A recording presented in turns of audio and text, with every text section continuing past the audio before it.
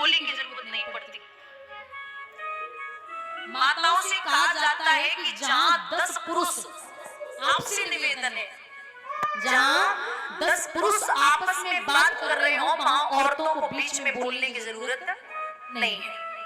और जहां घर में सास बहू देवरानी जेठानी ननद भाभी देवर भाभी पति पत्नी इनमें लड़ाई हो जाए तो तीसरे को बोलने का मौका न दे। ये सास बहू की लड़ाई ऐसी होती है, ये सुबह सुबह लड़ेंगी, शाम को इकट्ठे भोजन करती है। और इनके बीच में अगर भाई भाई बोल गए ना तो दरार और बढ़ जाती है। भाइयों भाइयों को बीच में, जब घर का कोई औरतों का अपना जो भी हो लड़ाई झगड़ा उसमें बीच में नहीं बोलना है। इनकी लड़ाई सुबह वाली शाम तक खत्म हो जाती है। और भाइयों भाइयों में अनबन हो गई तो कई कई भाई भाई ऐसे हैं जो जिंदगी भर एक दूसरे से नहीं बोलते। तो इसलिए मैं हमेशा कहती हूँ कि जो परिवार का मुखिया होता है ना, उसको परिवार चलाने में बड़ी सामर्थ्य लगती है। जो परिवार को चलाता है ना, उसमें बड़ी सामर्थ्य होती है, सबकी सुननी भी है। और सबसे अच्छा परिवार का मुखिया वही है जो इसकी भी सुन ले, उसकी भी सुन ले और सब कुछ मतलब एकदम से पी जाए। किसने बुराई की किसने भलाई की, सबकी सुन के खुद चुप हो जाए। और सुननी भी पड़ती है। और परिवार को इकट्ठा करने के लिए 5 चीजें हमेशा याद रखिए भैया। कौन कौन सी? दिमाग ठंडा, जेब गरम, जुबान नरम, आंखों में शर्म और दिल में रहम। बोलिए गोविंद भगवान की। दिमाग ठंडा, जेब गरम, जुबान नरम, आंखों में शर्म और दिल में रहम। आपके परिवार को कोई नहीं बिगाड़ सकता। क्योंकि जैसे एक लकड़ी का ढेर है, 10-20 लकड़ी इकट्ठी ले लो अम्मा, वह इकट्ठी लेकर के आप उन्हें तोड़ लोगी नहीं। और जब उन लकड़ियों को एक एक करके तोड़ो तो सब टूट जाएंगे। ऐसे ही परिवार होता है, जब इकट्ठा रहता है ना तो किसी गांव वाले की या किसी पड़ोसी की हिम्मत नहीं है जो आपके घर में घुस के कोई दरार पैदा कर दे। झाड़ू जो होती है ना, जैसे आप झाड़ू लगाती हो, घर को साफ करती हो, झाड़ू जब तक बंधी रहती है तब तक पूरे घर को साफ करती है। और उसे खोल दो तो वो किसी काम की नहीं है। ऐसे ही परिवार है, अगर जब तक बांध के रखोगे तब तक सब अच्छा चलेगा, उसे एकदम से खोल दिया तो वो किसी काम का नहीं रहेगा। अच्छे से चलिए। जरूरी नहीं कि आप बहुत बड़े इंसान हैं, आपके 10 मकान है, 20 मकान है, 100 प्लॉट है, ये नहीं चलता। आपके परिवार में अगर कलह कलेश नहीं है तो वो परिवार किसी स्वर्ग से कम नहीं है। जाना सबको एक ही जगह है, और जिस जगह मरने के बाद आदमी जाता है उस जगह का नाम होता है शमशान। क्या नाम है? शमशान का मतलब होता है सम माने बराबर, सम माने बराबर।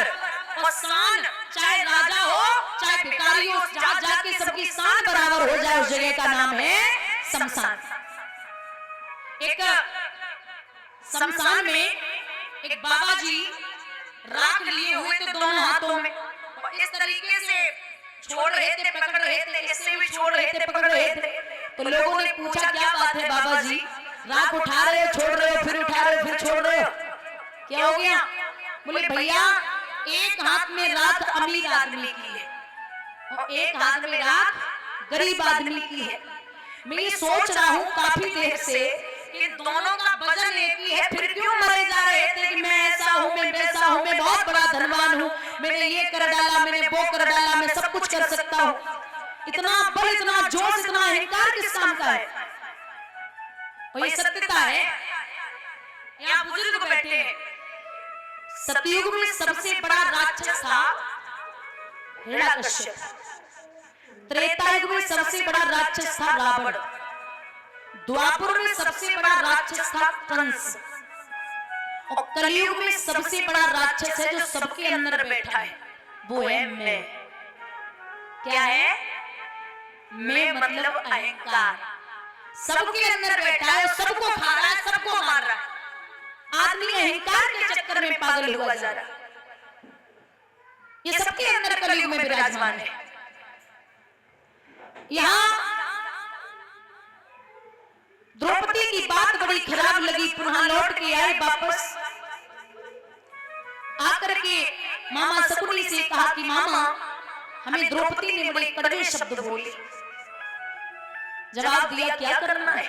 बोले आप जुए में बड़े निपुण हैं, आप कुछ करिए। वो ठीक है। जुए के खेल की तैयारी की गई।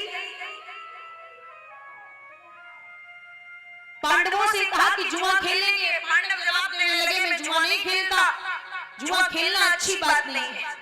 बर्बादी के तीन ही रास्ते हैं, जुआ, सट्टाबाजी और शराब। आदमी को लगता है कि एक क्वार्टर 75 रुपए का आता है, लेकिन उसके लिए 7500 बीघा जमीन भी कम पड़ जाती है। आदमी 7500 बीघा जमीन बेच के भी उससे निपट नहीं पाता।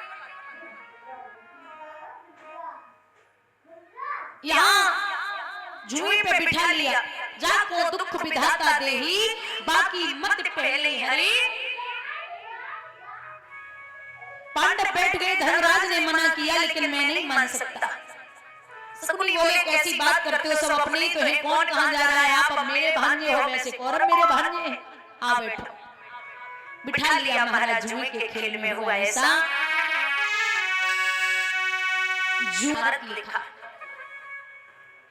और महाराज आपको बता दें, पहले के जमाने में एक जगह महाभारत हुआ था, कुरुक्षेत्र में, लेकिन अब महाभारत घर घर और गांव गांव में है। महाभारत की मेन नींव जो है वो है द्वेष और अहंकार। आदमी एक दूसरे को देखना नहीं चाहता। हमें खूब पता है कि सामने वाली जमीन अपनी ना है, लेकिन अगर हमारी दाग लग जाए मेरा, तो आदमी की मानसिकता ऐसी हो गई, अगर सामने वाला कमजोर है, जिसका खेत है, तो उसको हड़पने में पूरी ताकत लगा देगा, चाहे पैसा केस अदालत में भागते भागते कितना भी खर्च हो जाए। खेत जितने का नहीं उतना पैसा खर्च हो जाए, लेकिन आदमी खेत नहीं छोड़ सकता। आए दिन लोग मर रहे हैं, आए दिन लड़ाइयां हो रही हैं, लेकिन आदमी सुधरने पे नहीं आता। किसी ने जरा सी मेड़ काट दी तो उस पे महासंग्राम हो गया, पूरा महाभारत। कुछ ज्यादा महाभारत में ऐसा नहीं था कि किसी ने किसी का कुछ ले लिया था। भगवान ने स्वयं शांति दूत बनकर के कहा था दुर्योधन से कि आप कुछ भी नहीं दे सकते तो 5 गांव दे दो। 5 गांव जवाब दिया, 5 गांव की तो छोड़ो, मैं सुई की नोक तक की जगह नहीं दूंगा। बोले फिर युद्ध होगा? बोले होने दो, मुझे मंजूर है। भगवान बोले सोच लो। बोले सोच लिया। इन पांडवों को निकाल दिया था, इन्होंने एक नगरी बसाई वानप्रस्थ, जिसको अपनी मेहनत से इन्होंने इंद्रप्रस्थ बना लिया, जिसे हम और आप दिल्ली बोलते हैं, उसका असली नाम इंद्रप्रस्थ है। ये पांडवों ने नगरी बसाई थी। एक दिन दुर्योधन ने विचार किया कि हम भी तो देखें पांडव कैसे रहते हैं, तो जाकर के पहुंचा। बड़ा सुंदर सा महल है, जहां जल था वहां थल दिखाई दिया, और जहां थल था वहां जल दिखाई दिया। दुर्योधन का पैर फिसला, जमीन पे गिरा। द्रौपदी अटे पे खड़ी थी, जवाब देने लगी, अरे दुर्योधन जी, हमें तो पता है कि अंधे के अंधे पैदा होते हैं,